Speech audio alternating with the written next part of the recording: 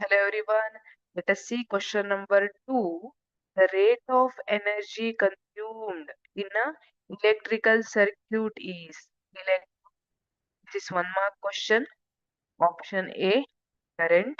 Option B, potential difference. Option C, resistance. Option D, power.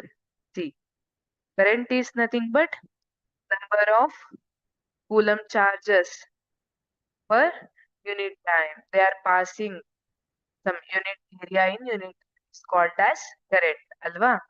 Then what is potential difference? Potential difference is nothing but it is the difference in potential between two ends of the circuit. ಅದನ್ನ potential difference ಅಂತ ಕರಿತೀವಿ. Different ends ಅಲ್ಲಿ ಏನ್ potential difference ಇದೆ ಅದನ್ನ electrical potential. Resistance ಅಂದ್ರೆ current flow ಆಗಕ್ಕೆ ಏನ್ ರೆಸಿಸ್ಟ್ ಮಾಡ್ತಾ ಇದೆ, ಎಷ್ಟು ರೆಸಿಸ್ಟ್ ಮಾಡ್ತಾ ಇದೆ ಅದನ್ನ ರೆಸಿಸ್ಟೆನ್ಸ್ ಅಂತ ಕರಿತೀವಿ. Then power, the rate of energy consumed an electrical circuit is option D, power. It is the rate of energy consumed in electrical circuit.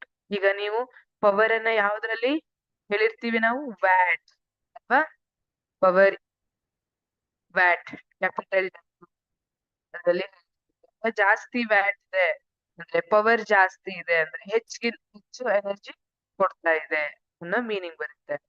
ಈಗ 5 ವ್ಯಾಟ್ ಫೋನ್ ಚಾರ್ಜರ್ ಇದೆ ಅಂತ ಇಟ್ಕೊಳ್ಳಿ, it is a slow charger ಅಲ್ವಾ.